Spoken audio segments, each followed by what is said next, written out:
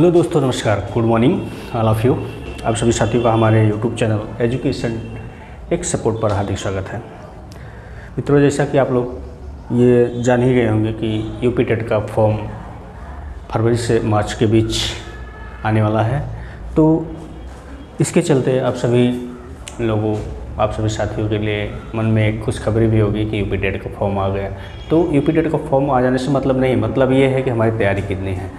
तो इसी तैयारी के पर्पज़ से हम आप लोगों से आग्रह करते हैं कि आप लोग खूब अच्छे से पढ़ें, खूब अच्छी मेहनत करें, खूब हार्ड वर्क करें, इस बार आप यूपी टेट क्वालिफाइड हो जाए। तो इसी के संबंध में यूपी टेट से साइकोलॉजी से जो प्रश्न पूछे जाते हैं, हम उन्हीं प्रश्नों की चर्चा आप लोगों के साथ करेंगे। तो चलिए शुरू करते हैं आज का ये पहला सेशन, जिसका नाम है शिक्षा। यूपी टेट में जब से यूपी टेट की शुरुआत हुई है तब से आज तक इस टॉपिक से यानी कि शिक्षा एजुकेशन से लगातार 1 से 2 प्रश्न ज़रूर पूछे जाते हैं। तो इसलिए ये जो चैप्टर है एक महत्वपूर्ण टॉपिक है, तो इसके बारे में जानना बहुत ज़रूरी है। तो चलिए शुरू करते हैं आज का ये चैप्टर, जिसका नाम है शिक्षा। शिक्षा क्या है, शिक्षा की उत्पत्ति कहाँ से हुई और शिक्षा हमारे जीवन में क्यों आवश्यक है, इन सब बातों को हम आपके समक्ष रखेंगे। तो शिक्षा जो है, शिक्षा की उत्पत्ति संस्कृत भाषा के शिक्ष धातु से हुई है। ये शिक्ष धातु है जो कौन सी भाषा है आपकी, संस्कृत भाषा से। संस्कृत भाषा के शिक्ष धातु से शिक्षा की उत्पत्ति हुई है। और इसका मतलब ये होता है, यानी कि शिक्ष में आप प्रत्यय लगा देने से, ठीक है। आप प्रत्यय जानते हैं, प्रत्यय मतलब होता है किसी शब्द के बाद जो जुड़ता है उसे प्रत्यय बोलते हैं, यानी कि बाद में जुड़ने वाले वर्ण या शब्द को हम प्रत्यय कहते हैं। तो अब शिक्ष जो धातु है उसमें आप प्रत्यय जोड़ देने से क्या हो जाएगा, यानी कि शिक्षा शब्द की उत्पत्ति हुई। यानी कि संस्कृत शिक्षा संस्कृत भाषा के शिक्ष धातु से उत्पन्न हुई है और शिक्षा में आप प्रत्यय जोड़ने से शिक्षा की उत्पत्ति हो गई है। तो अब शिक्षा को इंग्लिश में क्या कहते हैं, शिक्षा को इंग्लिश में एजुकेशन कहते हैं। शिक्षा को इंग्लिश में एजुकेशन कहते हैं। एजुकेशन जो है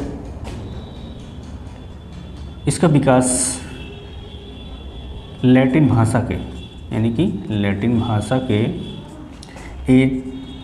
एडुकेटम शब्द से हुई है। यानी कि एजुकेशन शब्द का जो विकास है वो लैटिन भाषा के एडुकेटम शब्द से हुई, यानी कि उसकी एडुकेटम शब्द के विकास से हुई है। किसकी, एजुकेशन शब्द की। एजुकेशन जो है वो शिक्षा का इंग्लिश वर्जन है, यानी कि शिक्षा को इंग्लिश में एजुकेशन कहते हैं इसलिए।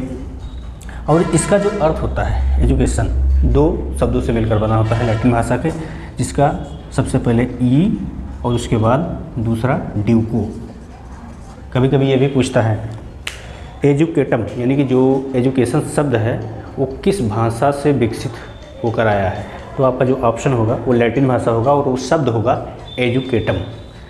यानी कि एजुकेटम शब्द एक लैटिन भाषा है और इसी के विकास से हमारा जो है एजुकेशन शब्द बना है। यहाँ तक समझ में आ गया। यानी कि शिक्षा संस्कृत भाषा के शिक्ष धातु में आप प्रत्यय जोड़ने से मिला हुआ है, यानी कि बना है। यानी कि शिक्षा में आप प्रत्यय जोड़ देने से शिक्षा मिला और उसके बाद इसको शिक्षा को इंग्लिश में एजुकेशन कहते हैं। और एजुकेशन शब्द एजुकेशन शब्द जो है वो लैटिन भाषा के एडुकेटम शब्द से विकसित होकर आया है। और एजुकेटम जो है 2 शब्दों से मिलकर बना है, यू प्लस ड्यूको। इसको हिंदी में कहते हैं ई और इसको कहते हैं ड्यूको। हमको लग रहा है यहाँ तक आप लोगों को कोई दिक्कत नहीं होगी। इसमें से आप लोग ये समझ लीजिए कि एक नंबर आपको मिलना ही मिलना है, यानी कि क्वेश्चन ज़रूर यहाँ से आपके यूपी टेट के एग्ज़ाम में आने वाले हैं। तो इनको बड़े ध्यान से आप देखें और बड़े ध्यान से आप पढ़ें, यानी कि फिर से एक बार रिवीजन कर देते हैं। शिक्षा, शिक्षा शब्द की उत्पत्ति संस्कृत भाषा के शिक्ष धातु में अप्रत्यय लगाने से हुई है। और शिक्षा का जो शाब्दिक अर्थ होता है सीखना और सिखाना। शाब्दिक अर्थ सीखना और सिखाना। शिक्षा शब्द का जो शाब्दिक अर्थ होता है वो होता है सीखना और सिखाना। शिक्षा का जो शाब्दिक अर्थ होता है वो सीखना, और अपना तो खुद सीखिए लेकिन ये बात किसी दूसरे को बताइए, यानी कि सिखाइए। ये है शिक्षा का जो शाब्दिक अर्थ होता है। कभी कभी एग्जाम में पूछता भी है शिक्षा का शाब्दिक अर्थ क्या होता है। सीखना और सिखाना ये शिक्षा का शाब्दिक अर्थ है। अब शिक्षा को इंग्लिश में क्या कहते हैं? एजुकेशन। शिक्षा को इंग्लिश में क्या कहते हैं? एजुकेशन। एजुकेशन जो है एक लैटिन भाषा है, लैटिन भाषा। लैटिन भाषा, अब एजुकेशन अब कभी कभी दिमाग में भी आता है जो एजुकेशन शब्द की उत्पत्ति कैसे हो गई, तो इसकी भी उत्पत्ति हुई है किससे? लैटिन भाषा एडुकेटम। एडुकेटम एक शब्द था जिसके विकास से एजुकेशन शब्द, एजुकेशन शब्द की उत्पत्ति हुई, यानी कि लैटिन भाषा के एजुकेटम शब्द के विकास से एजुकेशन शब्द की उत्पत्ति हुई। इसको इंग्लिश हिंदी में लिख देते हैं एजुकेटम। कभी कभी ये भी पूछता है एजुकेटम शब्द किस भाषा से संबंध रखता है। आपका होगा लैटिन, ग्रीक या तमाम 4 ऑप्शन दे देंगे आपको, तो उसमें आप लोगों को याद रखना होगा कि लैटिन भाषा, यानी कि एजुकेटम शब्द जो होता है वो लैटिन भाषा है और उसी के विकास से एजुकेशन शब्द की उत्पत्ति हुई है। No doubt. किसी को कोई दिक्कत हो तो प्लीज़ कमेंट में ज़रूर बताएं। ये चीज़ें अगर आपको समझ में आती हैं तो प्लीज़ एक लाइक ज़रूर करें, और जो भी भाई साथी हमारे चैनल पर नए हैं हमारे चैनल को सब्सक्राइब करके बेल आइकन जरूर प्रेस कर लें। तो चलिए शुरू करते हैं। अब एजुकेटम जो है 2 शब्द से मिलकर बना हुआ है। पहला है ई और दूसरा शब्द है आपका है ड्यूको।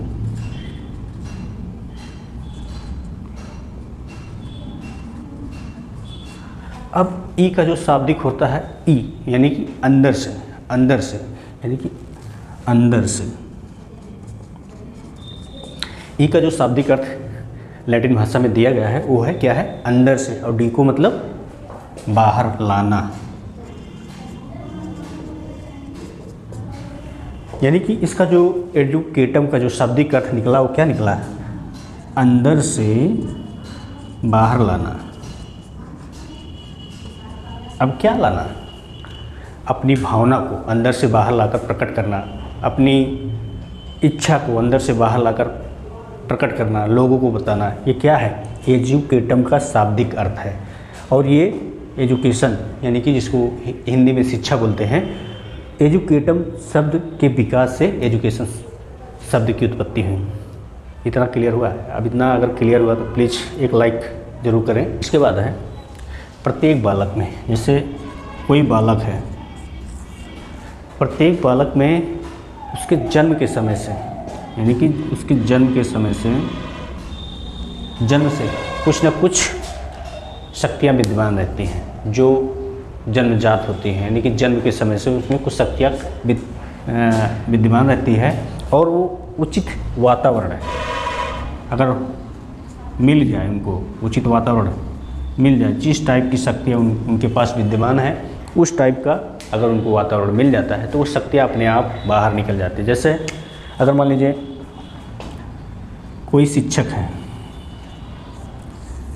इनके जो बच्चे होंगे वो, यानी कि इनका जो गुण है, जो शिक्षक यानी पढ़ाने का तरीका, अच्छी शिक्षा व्यवस्था, जो भी इनके अंदर गुण होगा, इनके बालक में ज़रूर कुछ ना कुछ इनकी जो शक्तियाँ हैं, यानी कि इनकी जो मनोभावना है, इनकी जो दशा है, वो इनके बालक में कुछ ना कुछ वो शक्तियाँ ज़रूर विद्यमान रहेगी। अगर ये शक्तियाँ उचित वातावरण कहने का तात्पर्य ये होगा, जैसे वो शिक्षा से संबंधित जो भी शक्तियाँ हैं वो बालक में विद्यमान जन्म से हैं, अगर वो शिक्षा का वातावरण मिल गया, उसको शिक्षा का वातावरण मिल गया तो क्या होगा? वो डेवलप हो जाती है, बाहर निकल जाती हैं वो शक्तियाँ। तो ये जन्मजात शक्तियाँ होती हैं जो बालक में पहले से विद्यमान रहती है। और अगर मान लीजिए ये बालक जिसमें शिक्षा की शक्तियाँ पहले से विद्यमान है, वातावरण मिल गया किसका, यानी कि चोर का, तो ये जो शक्तियाँ इनके अंदर पहले से विद्यमान पड़ी हैं शिक्षा की एजुकेशन से संबंधित, ये क्या होंगी, ये पहले से पड़ी रह जाएंगी और ये डेवलप नहीं हो पाएंगी। ये क्या हो गया, इनका ये उचित वातावरण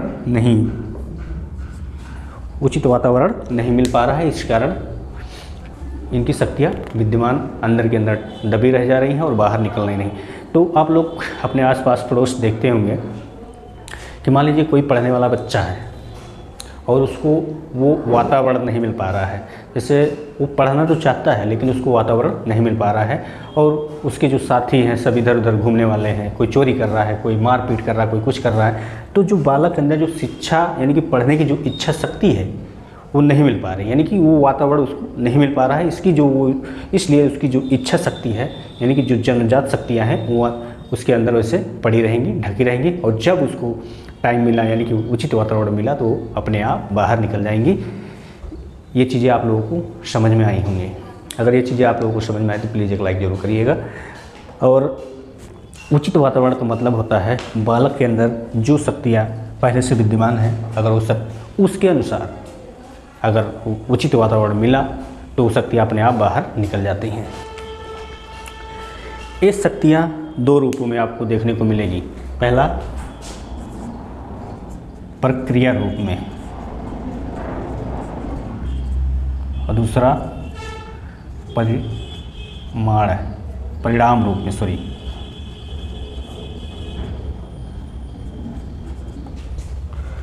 ये शक्तियाँ आपको दो रूपों में देखने को, जो जन्मजात शक्तियाँ होती हैं अगर उनको उचित वातावरण मिला तो शक्तियाँ अपने आप बाहर निकल जाती हैं, और वो उनके दो टाइप के देखने को मिलते हैं। ये शक्तियाँ दो प्रकार से देखने को मिलती है। पहली प्रक्रिया रूप में। प्रक्रिया रूप में मतलब ये हुआ कि बालक में जो शिक्षा है वो अभी चल रही है, शिक्षा की प्रक्रिया जो है वो चल रही है, यानी कंटिन्यू है, अभी पूरी नहीं हुई, अभी वो चल रही है। और परिणाम यानी कि बालक शिक्षा ग्रहण कर चुका है, यानी कि वो यूनिवर्सिटी पास कर चुका हो, बीए पास कर चुका, इंटर पास कर चुका है, यानी कि उसकी जो परिणाम है, उसकी जो शिक्षा है वो ख़त्म हो गई है। मान लीजिए जो बालक इंटर तक पढ़ना चाहता था उसकी वहीं पर समाप्त हो गई, यूनिवर्सिटी तक जाना चाहता था वहाँ तक वो गया, यानी कि उसकी जो शिक्षा व्यवस्था वहीं पे ख़त्म हो गई। तो ये था प्रक्रिया के रूप में जो चल रही है, शिक्षा समाप्त हो गई है। वैसे शिक्षा कभी जीवन में समाप्त नहीं थी, शिक्षा एक ऐसी प्रक्रिया है जो जीवन पर्यंत चलती रहती है, कुछ ना कुछ आदमी हमेशा सीखता रहता है। लेकिन इसका कहने का मतलब शिक्षा जो है दो प्रकार से लोगों में देखने को मिलती है, जो एक चल रही है और दूसरी परिणाम जो शिक्षा ख़त्म हो गई, यानी कि वो जिस वातावरण में था उस वातावरण से वो शिक्षा उसकी समाप्त हो चुकी है। शिक्षा से संबंधित कुछ महत्वपूर्ण डेफिनेशन है, परिभाषा है, जो कि हमारे महापुरुषों ने दिया है और मनोवैज्ञानिकों ने दिया है। तो ये जो डेफिनेशन है, जो परिभाषाएं हैं, हमारे यूपी टेट के एग्ज़ाम में कभी कभी ज़रूर पूछ ली जाती है। तो चलिए जानते हैं महत्वपूर्ण डेफिनेशन के बारे में। पहली डेफिनेशन दिया है, शिक्षा वह है जो मुक्ति दिलाए, यानी कि शिक्षा वह है जो मुक्ति दिलाए। किसने कहा है कि आदि शंकराचार्य जी ने इसको ये स्टेटमेंट दिया है, शिक्षा वह है जो मुक्ति दिलाए, किसी भी परेशानी से हमको मुक्ति दिलाए, वही शिक्षा होती, चाहे वो आपका कोई भी डिपार्टमेंट हो, जो हमें मुक्ति दिलाए यानी कि वही हमारी शिक्षा होती है।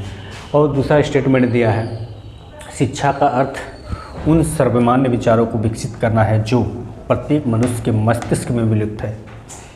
ये महान दार्शनिक सुकरात जी ने कहा है। और आप लोगों को ये जो इनका जो स्टेटमेंट है बहुत ही इम्पॉर्टेंट है, और ये कई बार परीक्षा में पूछा गया है, यूपी टेट के अदर स्टेट के एग्ज़ाम में। यूपी टेट में तो पूछा ही गया है, लेकिन ये अदर स्टेट के एग्ज़ाम में साइकोलॉजी सब्जेक्ट में इनका जो स्टेटमेंट है ये कई बार पूछा गया है। इसको आप स्टार भी लगा सकते हैं, अब की बार हो सकता है कि ये यूपी टेट 2023 के एग्ज़ाम में ये क्वेश्चन आ जाए।